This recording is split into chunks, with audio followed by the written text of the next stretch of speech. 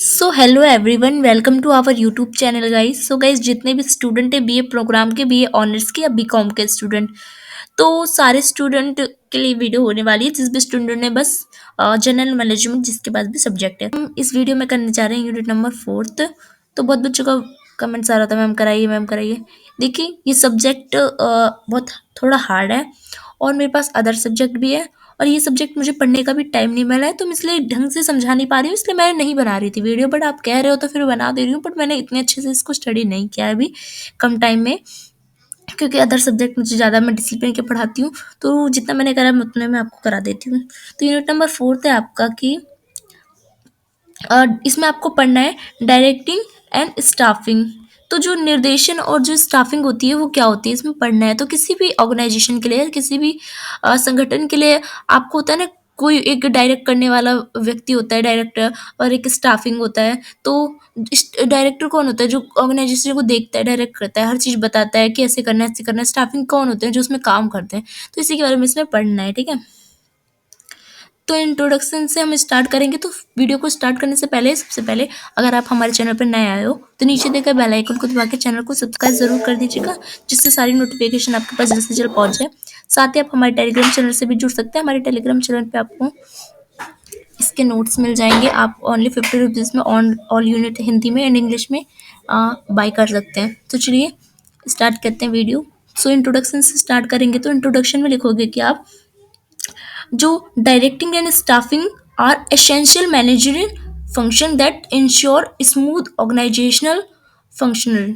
मतलब जो निर्देशन है और जो स्टाफिंग है, तो ये क्या होती है? ये प्रबंधन जो है ना, उसकी दो महत्वपूर्ण कार्य प्रणाली है। मतलब उसके जो फंक्शन को देखती है ना, कार्य करती है, उसकी दो प्रणाली है, ठीक है। ये क्या करती है? While directing focus on guiding, inspiring and influencing employees to achieve organisational goals, staff deals with requiring training and retaining the rights peoples for the job.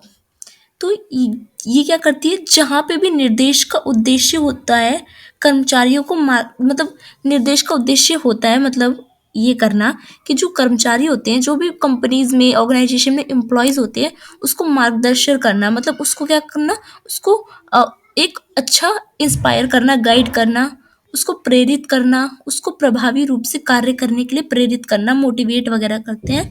वो डायरेक्टर का काम होता है। जैसे आपने पिक्चर के डायरेक्टर को देखोगे ना, जो वो करते हैं, या कंपनी के जो होते हैं मैनेजर वगैरह, तो वो डायरेक्ट करते हैं। वैसे ही वही स्टाफिंग जो होता है वो क्या करते हैं? स्टाफिंग सही व्यक्ति को सही काम के लिए नियुक्त करने की, प्रशिक्षित करने और बनाए रखने से संबंधित रखता है। तो स्टाफिंग जो होता है वो ये देखता है कि हम जिस भी कंपनी या ऑर्गेनाइजेशन में किसी भी एम्प्लॉयज़ को अगर भर्ती कर रहे हैं, मतलब नियुक्त कर रहे हैं, अपॉइंट कर रहे हैं, तो उसकी क्या क्वालिफिकेशन होनी चाहिए, क्या एलिजिबिलिटी होनी चाहिए, कैसी ट्रेनिंग होनी चाहिए, मतलब ये सारे काम देखना स्टाफिंग का काम होता है। तो बेसिकली मैंने आपको बता दिया।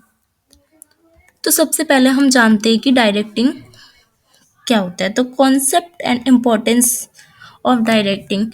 तो मतलब निर्देशन का परिभाषा क्या होता है और महत्व क्या होता है, इसको जानते हैं।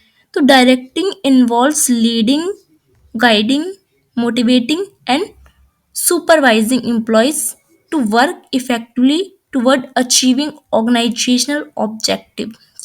यानी जो निर्देशन का अर्थ है ना, वो कर्मचारियों को नेतृत्व करना होता है, मतलब गाइड करना होता है, उनको मार्गदर्शन दिखाना होता है, उनको लीड करना, गाइड करना, प्रेरित करना, और निगरानी में उनको, मतलब सुपरवाइजर जो होते हैं ना कंपनी में, आपने सुना होगा, वही करना, ताकि वे जो ऑर्गेनाइजेशन है, जो संगठन है, उसके जो गोल है, उद्देश्य है, उसको प्राप्त कर सके अच्छे तरीके से। इसलिए ये बहुत ज़्यादा ज़रूरी होता है किसी भी चीज़ में डायरेक्ट करना, किसी भी चीज़ ऑर्गेनाइजेशन को, चाहे वो फिल्म हो, चाहे वो कंपनी हो। इसमें प्रेरणा, नेतृत्व और संचार जैसे महत्वपूर्ण घटक जो होते हैं वो शामिल होते हैं। मतलब जो डायरेक्टर होते हैं वो प्रेरणा भी देते हैं, नेतृत्व भी करते हैं लोगों का, और कम्युनिकेशन में भी महत्वपूर्ण रोल निभाते हैं ये डायरेक्टर।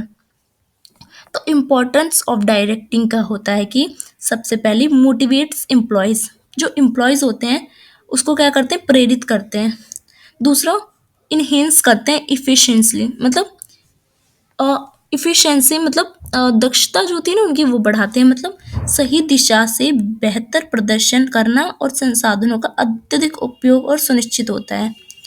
तीसरा फोस्टर कोऑपरेशंस यानी सहयोग को भी बढ़ावा देता है, यानी जो टीम वर्क को मजबूत करता है। अगर जो भी डायरेक्टर होता है वो टीम वर्क को, मतलब ऑर्गेनाइजेशन में तो बहुत सारे लोग काम करते हैं, तो टीम वर्क को अच्छा करता है क्योंकि कम्युनिकेशन करता है, वो लोगों को डायरेक्ट करता है कि ऐसे करो वैसे करो। तो जो टीम वर्क होती है ना वो बहुत अच्छी होती है और इसमें विवाद बहुत ज़्यादा कम हो जाता है, तो एम्प्लॉय जो होते हैं वो सेटिस्फाई होते हैं।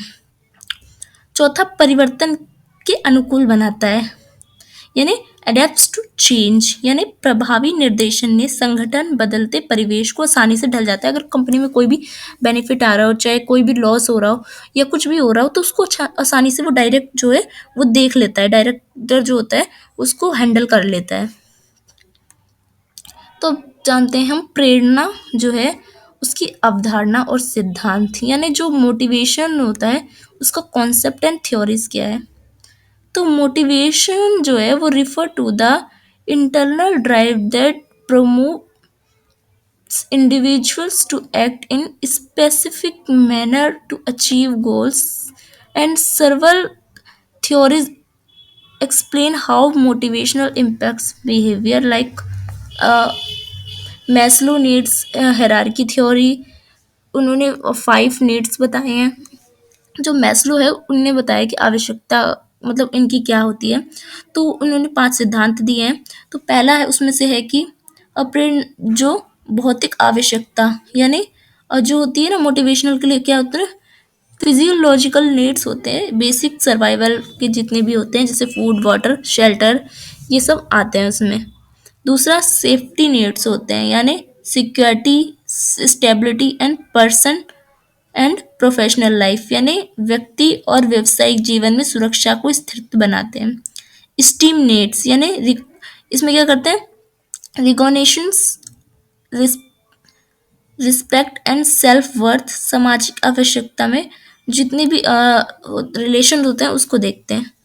और सेल्फ एक्चुअलाइजेशन नीड्स यानी स्वयं प्राप्ति की आवश्यकता, अपनी पूरी इसमें क्या करते हैं, दक्षता को महसूस करना। तो दूसरा है कि हजरबर्ग का ध्रुवीक कारक सिद्धांत, जो हेजरबर्ग है उसने 2 फैक्टर थ्योरी दी है, जिसमें उन्होंने कहा है कि हाइजीन फैक्टर और प्रेरक कारक जो होते हैं वो भी मोटिवेशनल से जुड़े होते हैं। मतलब हाइजीन हाइजीन फैक्टर में वेतन कम की स्थिति, कंपनी की नीतियां और असंतोष को रोकते हैं। तो ये कहते हैं कि प्रेरित नहीं करते हैं। मतलब जो प्रेरक होते हैं, जितने भी एम्प्लॉयज़ होते हैं उनको वेतन कम मिलेगा या कंपनी में ऐसी कोई नीति कानून होगा बहुत ज़्यादा स्ट्रिक्ट, तो ये बहुत ज़्यादा हाइजीन फैक्टर हो जाएगा। प्रेरक कारक यानी मान्यता उपलब्धि जिम्मेदारियाँ ये बेहतर प्रदर्शन के लिए प्रेरित करते हैं, ये कहते हैं। तो इनकी 2 थ्योरीज हैं। तीसरा है सिद्धांत एक्स और सिद्धांत वाई, जो कि डगलस मैकग्रेगर के द्वारा दी गई है। तो सिद्धांत एक्स जो है वो यह मानता है कि कर्मचारी जो है वो काम पसंद नहीं करते हैं, उन्हें सख्त निगरानी की आवश्यकता होती है और वे जिम्मेदारी से बचते हैं। मतलब इसमें वो बताते हैं कि एम्प्लॉयर्स होते हैं ना, वो जो काम करने वाले लोग होते हैं उनको काम करना पसंद नहीं होता है, इसलिए डायरेक्टर की बहुत ज़्यादा ज़रूरत होती है देखने के लिए उनको, क्योंकि वो काम से भाग जाते हैं अगर मतलब अगर उनसे नज़र हटी तो सवाई सिद्धांत ये है कि ये मानता है कि कर्मचारी आत्म प्रेरित होते हैं, काम का आनंद लेते हैं और जिम्मेदारियों की तलाश करते हैं। सिद्धांत वाई अपने वाले प्रबंधन को अधिक सहभाग्यवान बताते हैं। तो एक्स में बताते हैं कि ऐसे नहीं होते कामचोर से लोग, जैसे कंपनी में आप बैठे हो, देखते हैं कि मालिक नहीं आया, चाय पीने निकल जाते हैं, फ़ोन चलाने लगते हैं। जैसे टीचर क्लास में होता है ना, टीचर देखती नहीं है तो हम खाना खाने लगते हैं या कुछ करने लगते हैं, कॉलेज में तो होता है, तो वैसे ही।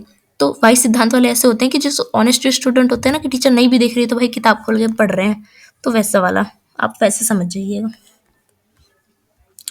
तो अब जानते हैं कि लीडरशिप मीनिंग एंड इम्पोर्टेंस क्या है।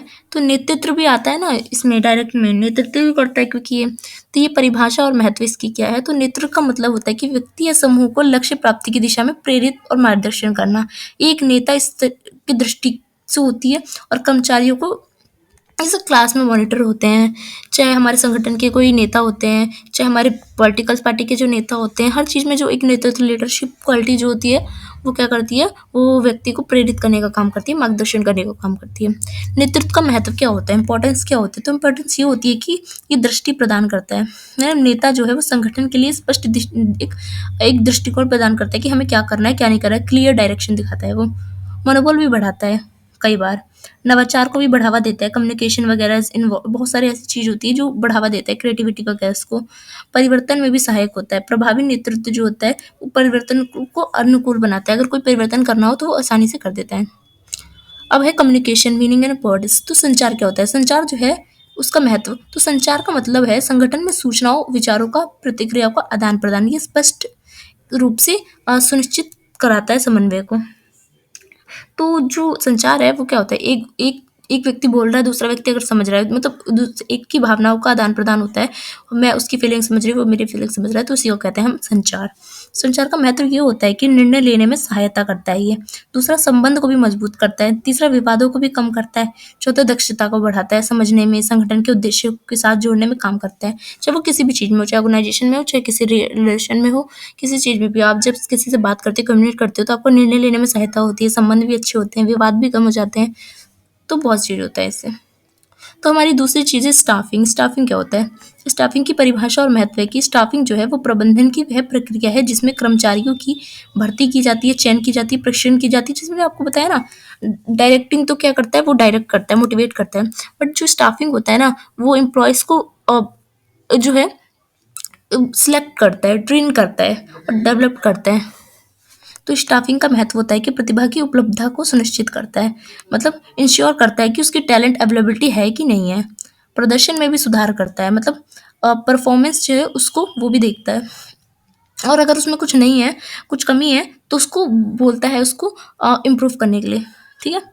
तीसरा, कर्मचारी को पलायन, जो कर्मचारी है उसका पलायन कम करता है।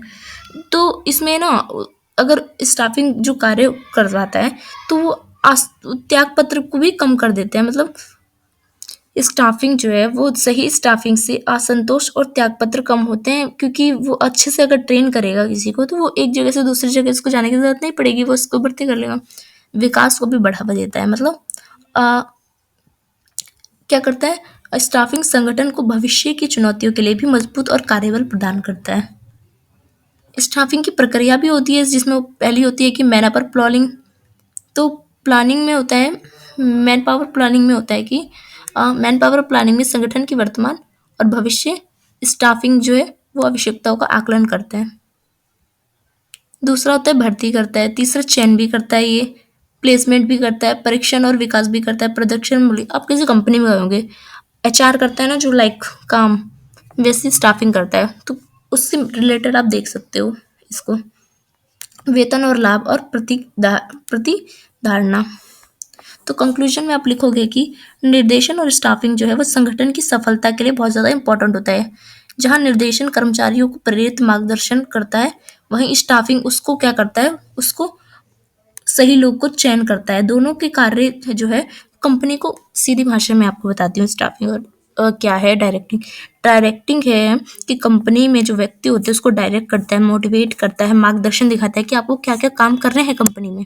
वहीं स्टाफिंग करता है कि कंपनी में किस व्यक्ति को लेना है, किस क्षमता वाले व्यक्ति को लेना है, किस पोस्ट पे लेना है, कितने उसको पैसे देने हैं, या कैसे इससे काम कर, मतलब वो हर चीज़ को देखता है भर्ती करने के लिए रिलेटेड में। तो ये दोनों कंपनी के लिए बहुत, या ऑर्गेनाइजेशन के लिए बहुत ज़रूरी होते हैं। तो ये मैंने शॉर्ट फॉर्म में निष्कर्ष में आपको बता दिया। ओके, आई होप आपको ये वीडियो समझ आई हो। वीडियो अगर आपको अच्छी लगी तो वीडियो को लाइक कीजिएगा, वीडियो को शेयर भी कीजिएगा, और वीडियो कैसी लगी कमेंट सेक्शन में बता दीजिएगा। कि मैंने आपको पहले कहा था, मैंने ये नहीं पढ़ा है ये सब्जेक्ट अभी तक। मैंने आपको एक, जैसे कि नोट्स मैंने बनाए थे, तो ये मैंने नोट्स में से देख के आपको पढ़ा दिए, बट क्योंकि मेरे पास डिसिप्लिन के सब्जेक्ट है और भी सब्जेक्ट है बहुत ज़्यादा, अभी मुझे बनाने हैं। अभी मैंने पार्ट 2 भी नहीं बनाई है डिसिप्लिन की, तो मुझे वो बनाने हैं। तो आई होप मैं आपके लिए 5th जो यूनिट है वो ला सकूँ। पॉसिबल हो तो मैं ज़रूर लाऊँगी। तो ये वीडियो को जब तक लाइक ज़रूर कीजिएगा और दोस्तों में शेयर ज़रूर कीजिएगा, एंड आपको नोट्स मिल जाएँगे, आप नोट्स ले सकते हो टेलीग्राम से।